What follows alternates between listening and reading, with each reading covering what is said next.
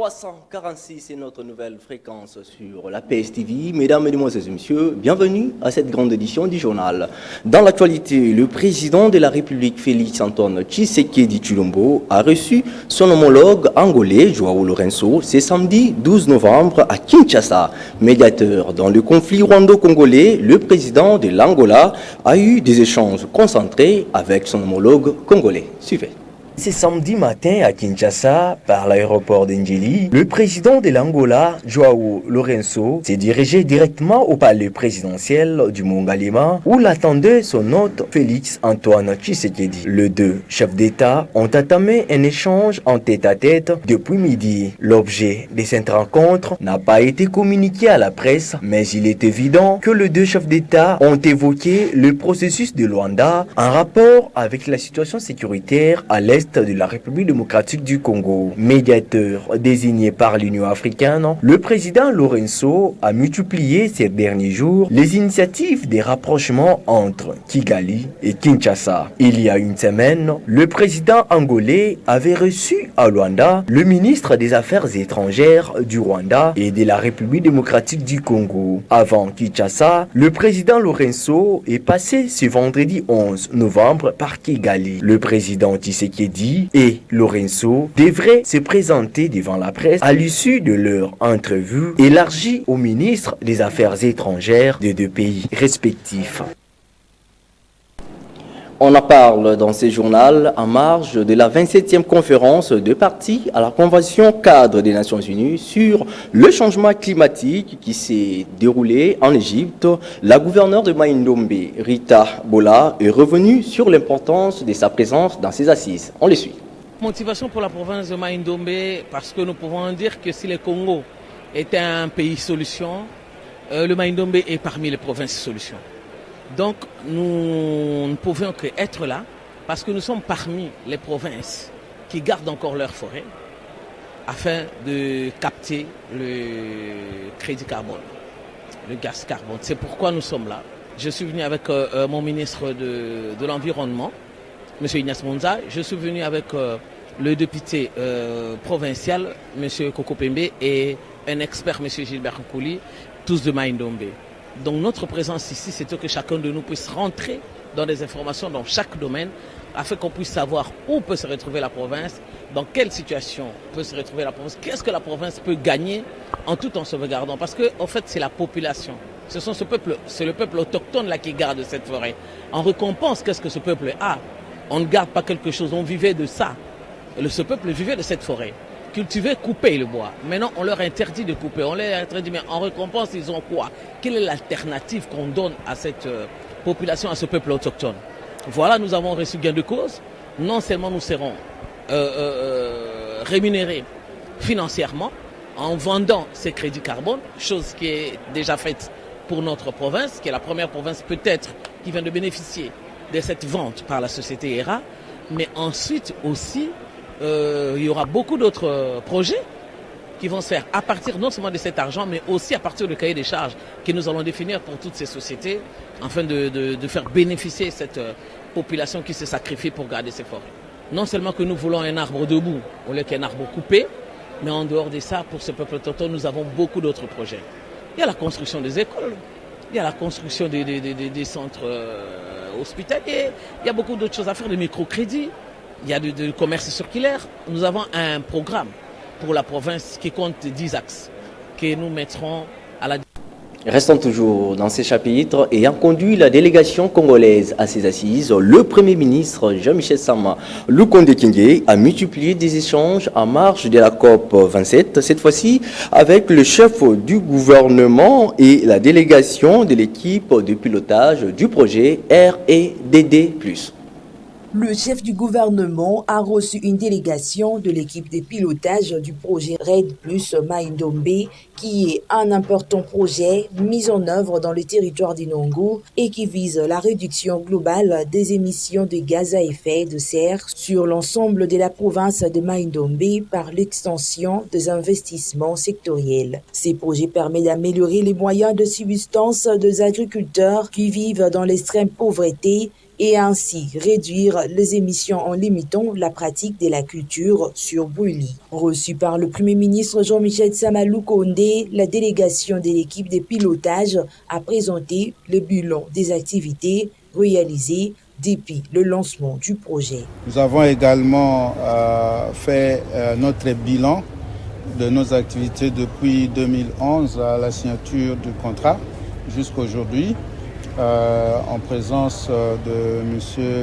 Hassan de la CNRED qui certifie non seulement pour la République démocratique du Congo les crédits carbone et aussi qui regarde les ventes que nous avons effectuées pour le compte de la République. Et nous avons également parlé de bénéfices que nous sommes en train de payer pour le gouvernement dans le cadre des ventes de crédits qu'on vient d'effectuer. Signalons par ailleurs que pour faire face aux conséquences du changement climatique, les gouvernements de la RDC s'efforcent de lutter contre les déboisements et la dégradation de forêts à travers l'initiative RED+.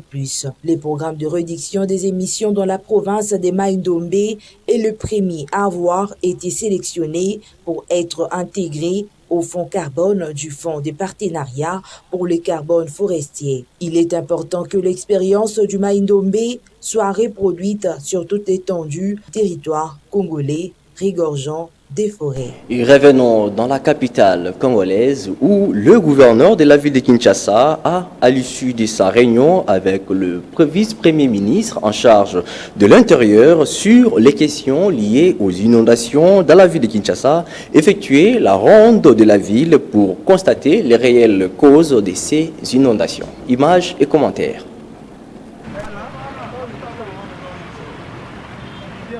Les inondations en cette période pluvieuse dans la ville de Kinshasa sont au centre de préoccupation du premier citoyen de la ville, le gouverneur Jantini Ngobila Mbaka. Voilà qu'a motivé le chef de l'exécutif provincial à faire la ronde des différents coins de la capitale où les zones des inondations ont été identifiées. Les constructions anarchiques, les transformations de caniveaux en poubelles, les rivières en décharge publique, telles sont les principales illustrations qui sont à la base des débordements de eau. Le gouverneur de la ville de Kinshasa a remarqué le marque régulier des travaux de curage de caniveaux par l'OVD. Vous avez construit sur les caniveaux.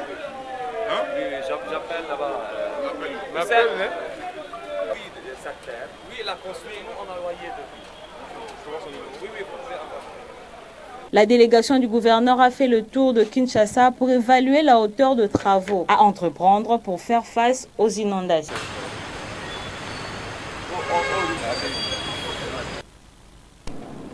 Et bien avant cette descente du gouverneur de la ville de Kinshasa, Jantini Ngobila Mbaka, la problématique des inondations à Kinshasa en cette période pluvieuse était au centre des échanges entre le vice-premier ministre de l'Intérieur, Daniel Asselo, et les animateurs de 24 communes de la ville de Kinshasa en présence du gouverneur Jantini Ngobila.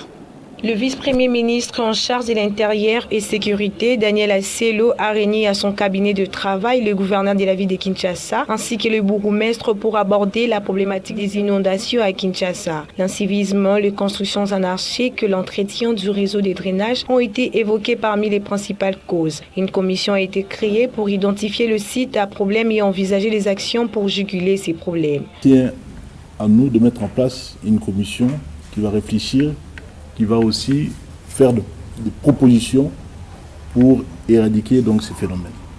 Réflexion que nous considérons du reste comme une instruction. C'est donc en toute responsabilité que nous nous voyons associés à ce travail que nous allons exécuter sans ménager aucun effort. Nous remercions aussi son Excellence, Monsieur le Gouverneur, de nous avoir donné les outils juridiques pour être efficaces sur le terrain. Les gouverneurs ont ensuite effectué une grande identification de certaines constructions anarchiques faisant obstacle au drainage de eau dans la ville.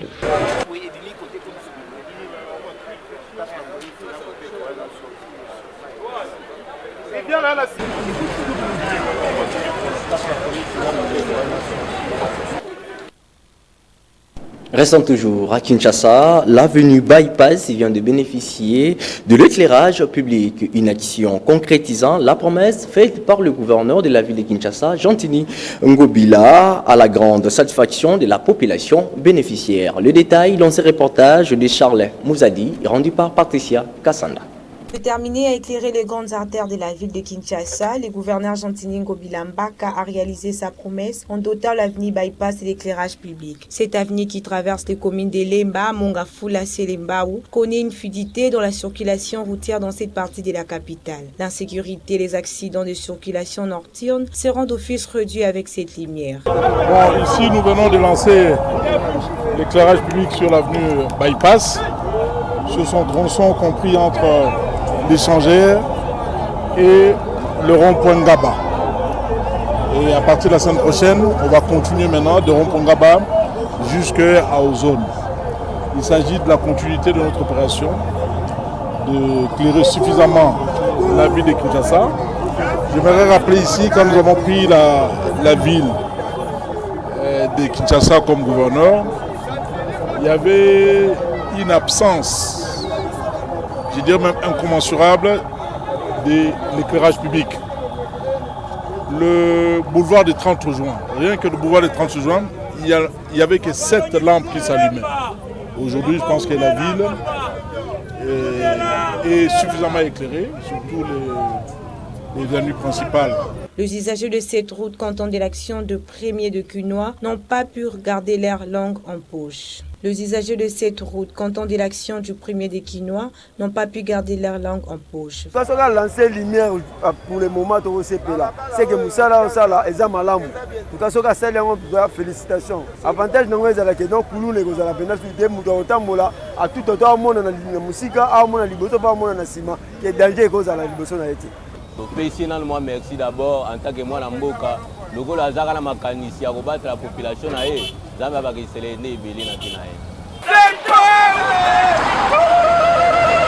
kanga kwene kamba momi de peli kwene ka mine mama umela pati umela penanga lobi manda na yo pati dolorosa sate.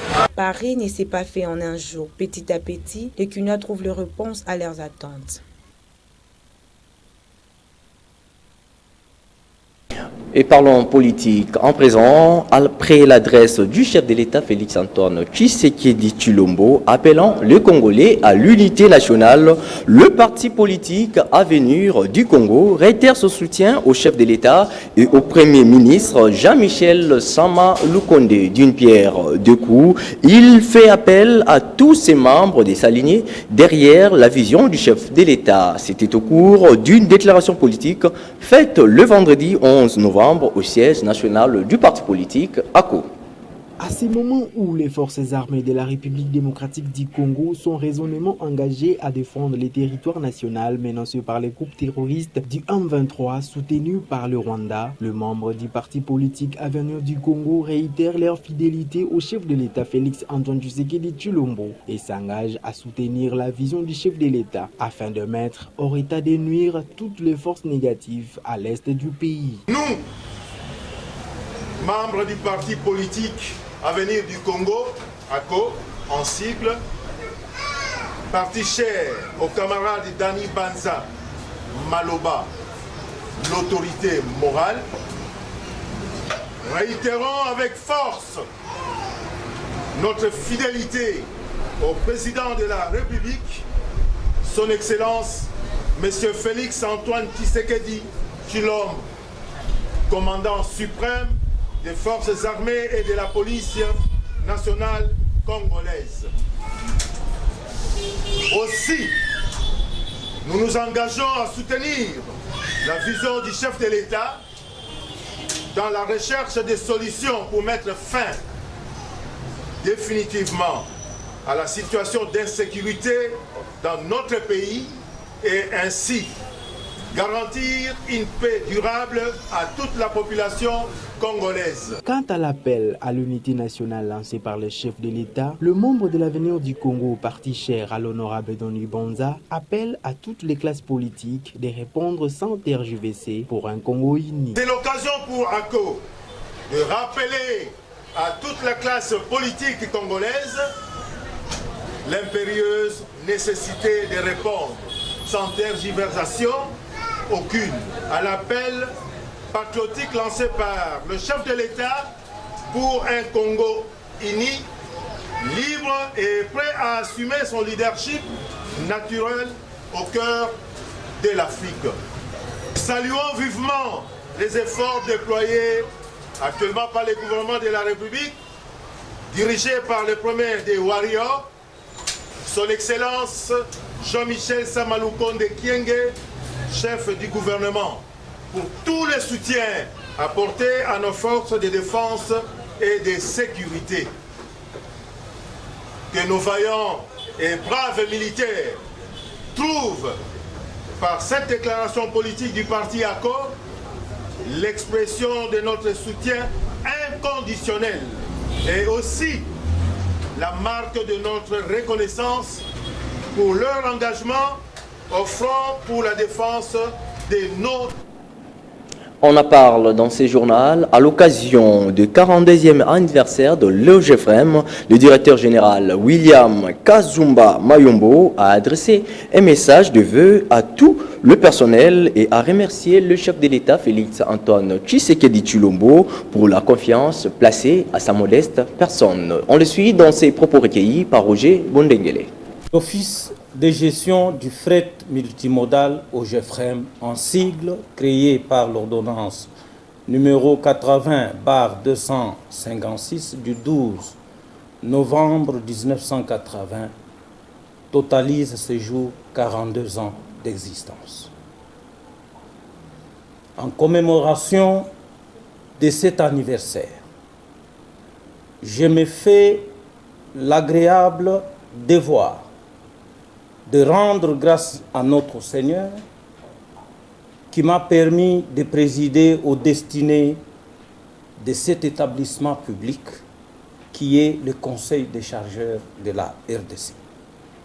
J'ai saisi également cette occasion pour rendre les hommages les plus déférents à son Excellence, Monsieur Félix Antoine Tshisekedi Tshilombo, président de la République, chef de l'État, pour avoir fait confiance à ma modeste personne afin d'assumer ces lourdes responsabilités.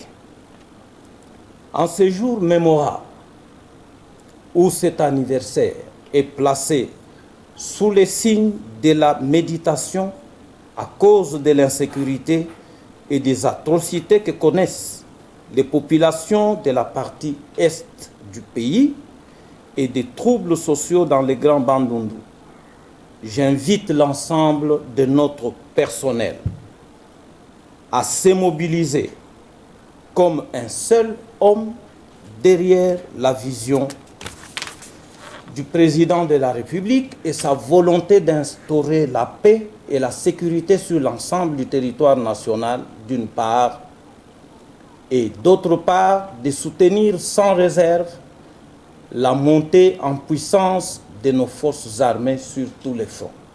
À l'aube de cette 43e année, je vous exhorte à prendre conscience et de vous ranger en ordre de bataille dans le but d'affronter les défis majeurs qui nous attendent, de sorte à matérialiser ensemble les projets prioritaires qui seront retenus dans les prévisions budgétaires exercice 2023. Que vive la République démocratique du Congo, que vive l'OGFREM, et je souhaite à toutes et à tout un chacun joyeux anniversaire. Je vous remercie. Mauvaise nouvelle pour la presse congolaise. Le journaliste Tarsis Kassongo Yamba, porte-parole du chef de l'État et ancien journaliste de la Radio France Internationale, a rendu l'âme ce samedi 12 novembre à Kinshasa. Suivant ces communiqués nécrologiques lus par Sarah Kayumba.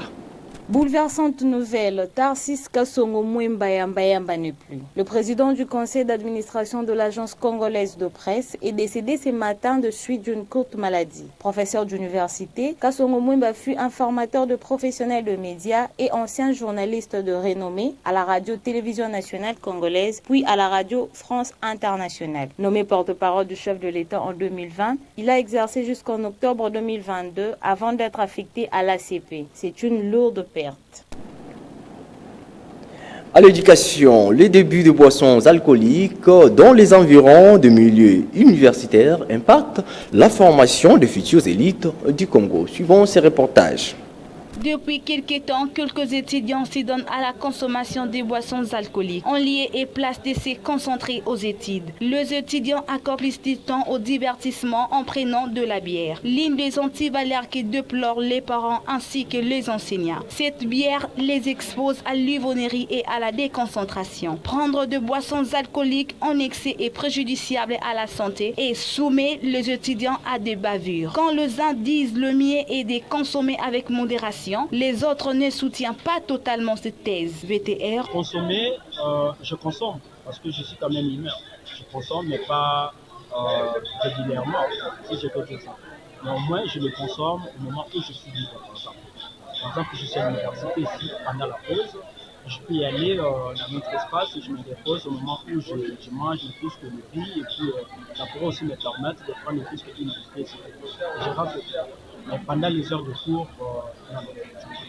les inconvénients, moi je peux dire qu'il y a toujours des inconvénients, néanmoins, j'utilise beaucoup plus la bière qui ne peut pas beaucoup plus me tourmenter la tête, par exemple, si je peux dire. Vous voyez, je prends la bière qui consomme peut-être moins de pourcentage, pour que je ne sois pas un peu paniqué pendant les heures de cours. Il est demandé aux étudiants de privilégier les études et non de faire de la boisson alcoolique une astuce pour se détendre aux aires. Quittons Kinshasa pour la partie est de la République démocratique du Congo, plus précisément à Ituri, où le gouverneur militaire, le lieutenant-général Luboya Kashama Johnny, mobilise les jeunes de sa province à s'enrôler massivement au sein de l'armée nationale. Le premier citoyen de l'Ituri a lancé cette campagne de sensibilisation au cours d'une mission d'itinérance sur les antennes de la radio-télévision de FRDC Ituri.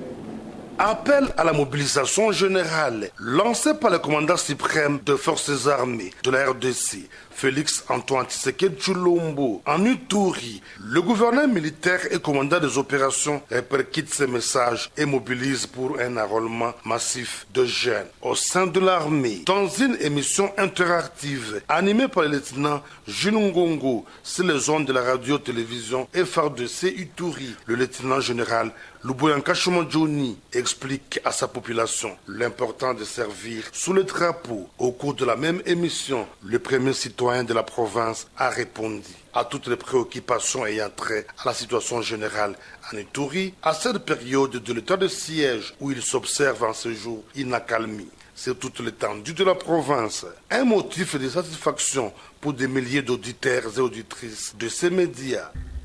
Notre population, pour la mobilisation, pour combattre cet ennemi, il faut tout attendre dans l'armée. Bima groupe, dans les groupes là où il y a des militaires, qui sont dans la 32e région militaire, où peut s'accommoder, peut aucune, bakende ko former yo, le kola biso tozaki formation, aux ala mokonzi munene na armée na biso. Awa batoza déjà l'expérience ya armée, mais bana Ituri, je vais vous dire, ce sont des meilleurs militaires. En tout cas, place nyonso bana Ituri bakendaka, bapesaka sonité. Donc enrôlez-vous massivement pour que vous ayez aussi des représentants demain. Vous allez avoir plus de généraux. Et donc la porte vous est ouverte. Naïbi que vous a mobilisé beaucoup en armée pour que tout en dehors il y a pays nabiso. Pour rappel, plus de 300 jeunes de l'Ituri ont déjà répondu présent à l'appel du commandant suprême de l'armée en s'enrôlant au sein de forces armées, un nombre qui va certainement augmenter d'ici quelques jours au regard de la motivation qui anime les jeunes et la détermination du chef de l'État pour mettre hors d'état de nuire le M23 soutenu par le Rwanda. Et c'est par ici que nous mettons un point final à ce journal. C'était une édition de Sarah Kayumba. Richard Vidi, Junior Mbeba était à la réalisation de ces journaux. Quant à moi, je vous dis déjà au revoir. Surtout, prenez soin de vous.